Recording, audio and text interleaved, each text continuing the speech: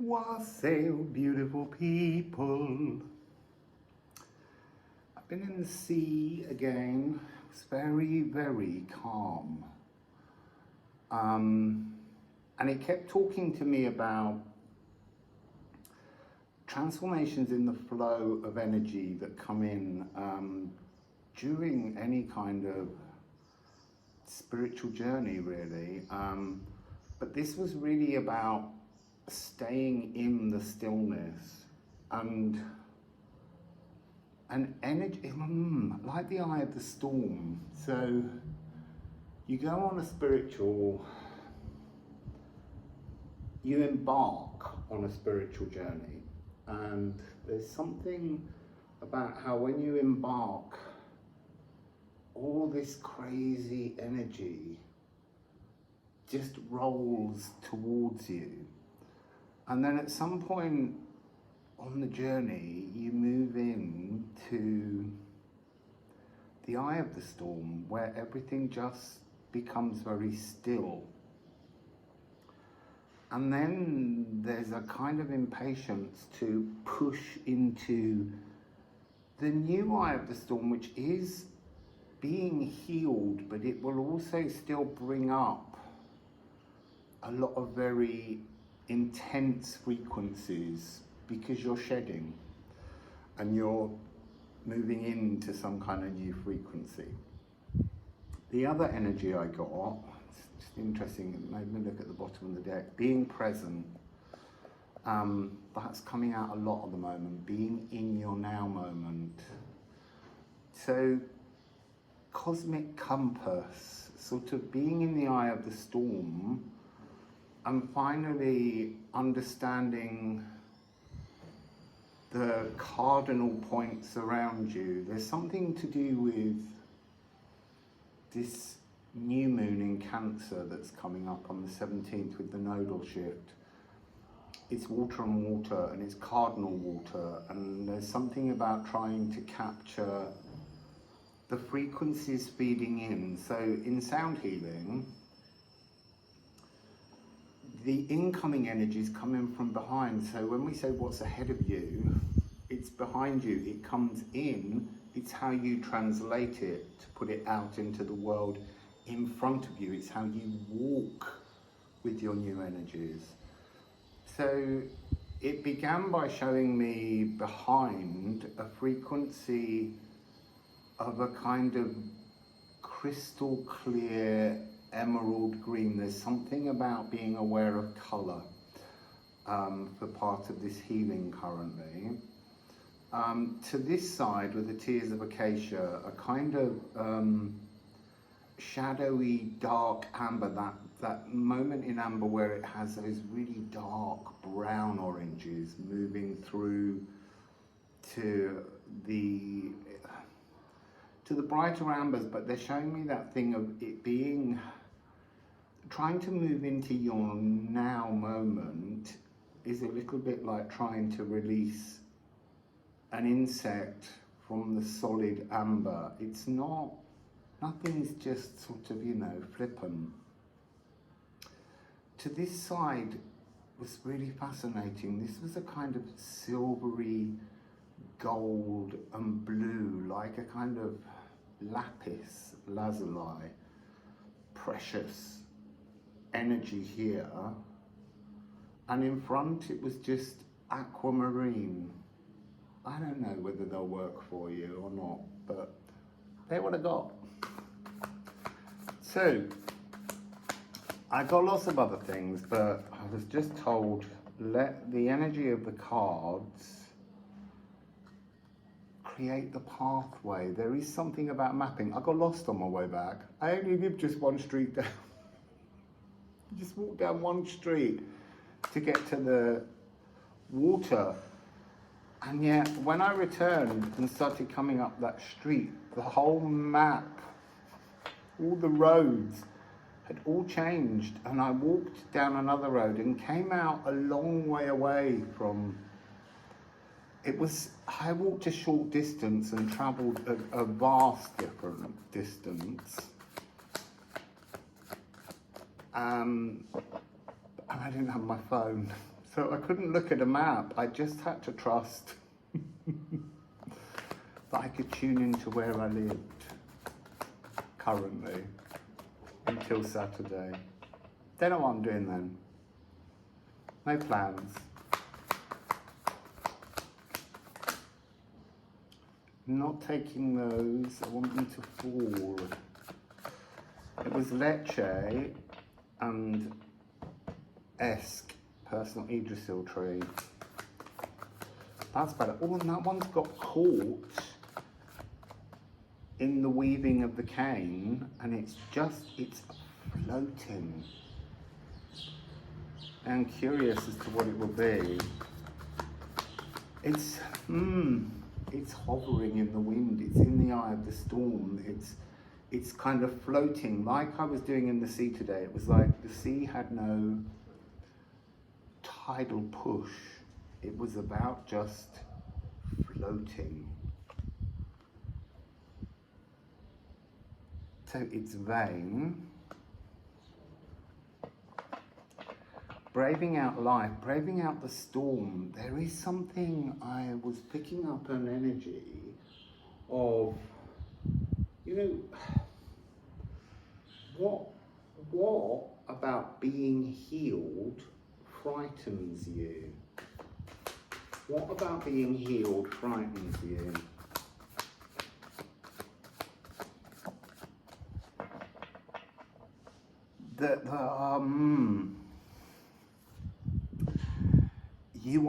We all have to be a weathercocker sometimes. We have to be the thing on the cardinal points, willing to go in the direction that the universe,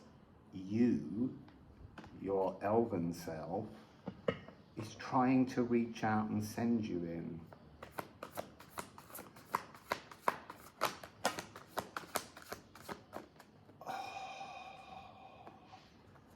So look, we have Anguilla. This is like having, oh my God.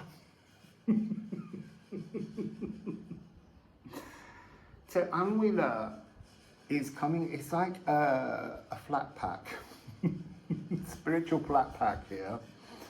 So these are the compass points. They are stopped. Okay, they're like this. And then your weathercock, this rune, is moving to appreciate and understand the frequencies of things coming towards you. And it's even more fascinating. So they're now saying, so see that? That is your consciousness. There it is. Sitting on the Anguilla. It's the thing that holds you into the physical, the spiritual poised on the physical. And these cardinal points that are all around you,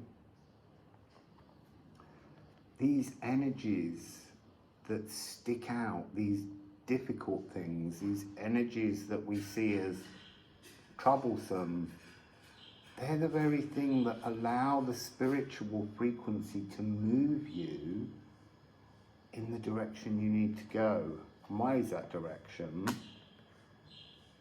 The future, your future, the future you decide to embrace. So, understanding how to embrace your future. Let's get some Alchemy of Astrology, and then I'm going out for the day. I went out yesterday to visit a temple, a very old one that I've never seen before, and actually I was so appalled by what the archaeologists in the 20s and the 50s had done to the site. And even though I was videoing things for you, I couldn't share disappointment. We don't need to share disappointment. It was such lovely energy yesterday. So I just let go of it. So I'm going to go, hopefully today, to Hagakim.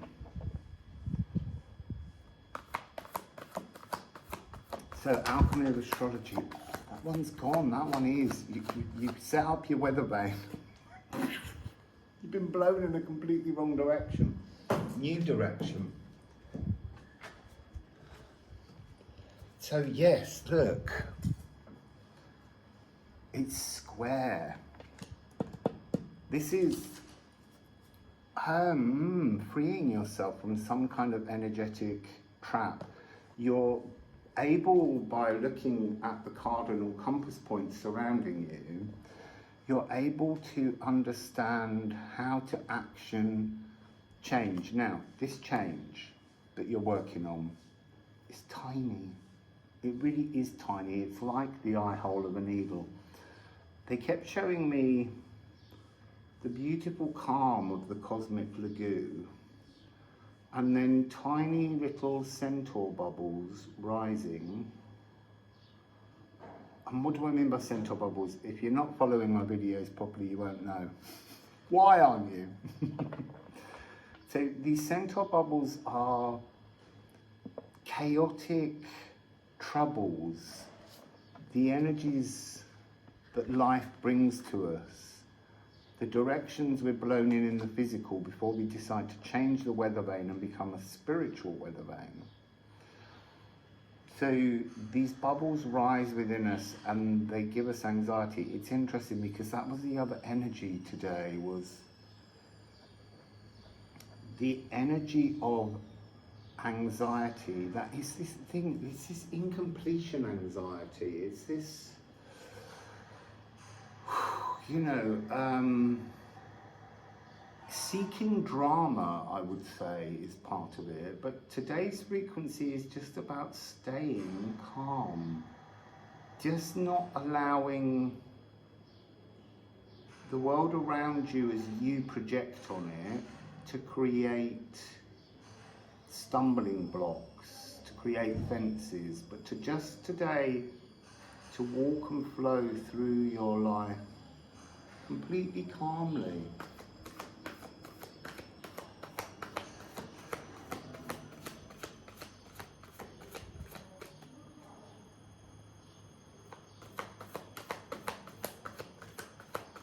Interesting, they're all going on the floor. So the next one is Dark Moon Lilith. Now Dark Moon Lilith is just behind Venus and Mars. And they're in this kind of contentious energy of change with Uranus. Uranus is asking, is asking us to embrace change, a change in frequency of how we personally appreciate love and relationships to others. There's something in this that's about being so prodigally empowered that you remain calm. Ghost moon echoes. This has something to do, again, with this new moon in Cancer coming along. But maybe that will unfold as we go along. New moon in Cancer. Neptune, retrograde.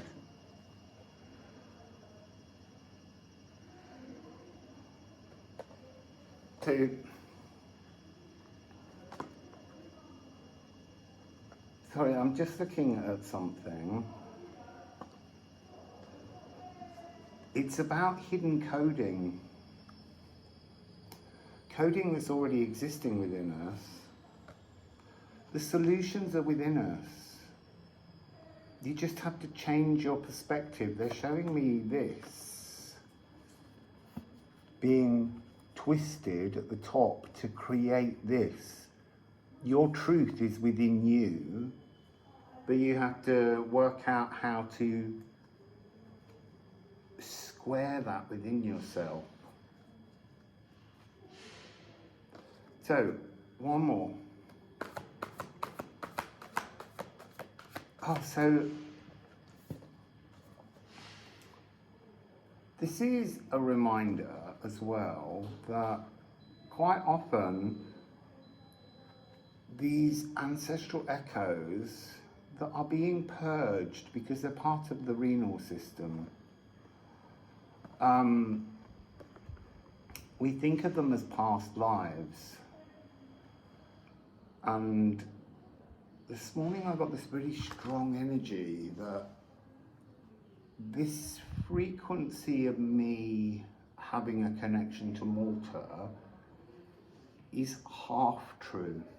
So it's really that my brother had a connection to this energy, and I think my brother had a connection to where I'm going today, but that I don't know until I get there and try and tune into it.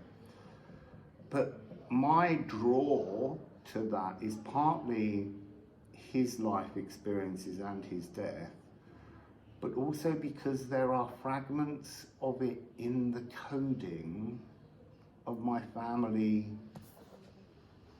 ancestral blood echoes.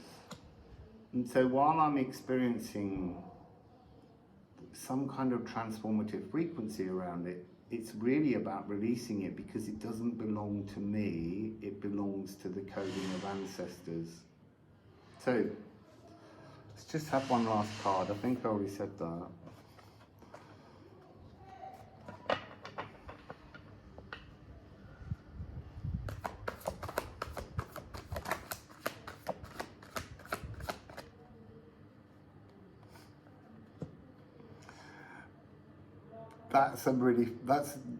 That's the astrology deck laughing at me. It's like, look, it is about the coming new moon, but right now you're still in this energy. Don't rush. Don't rush. Now that was a really strong message, which every time it came through to me, all morning it's been coming through. It's like, stay still. And every time I embarked on anything, I feel like I was trying to rush the eye of the storm, enjoy the calm before the new thing. So there was a sense of needing to get to the sea quickly. Then when I was in the sea, I didn't have the patience to wait for the sun to rise over the buildings, because I've not swum in sunlight, I've only swum in dawn's shadows because of the tall buildings. And I could have swum into the light, but they were saying to me, just stay in the calm, stay in the peace, and allow something around you cosmically to restructure. So I would say that's a message, not just for me, it's for all of us. Renewing, removing, releasing this energy of re-death and birth, which I will probably have to do a separate reading about at some point, but re-death and birth, the living energy of release of old frequencies trapped in us to transform them, requires patience, annoyingly. Anyway, it's too long now. It's nearly 19 minutes. So these are only meant to be short. So wassail, beautiful people.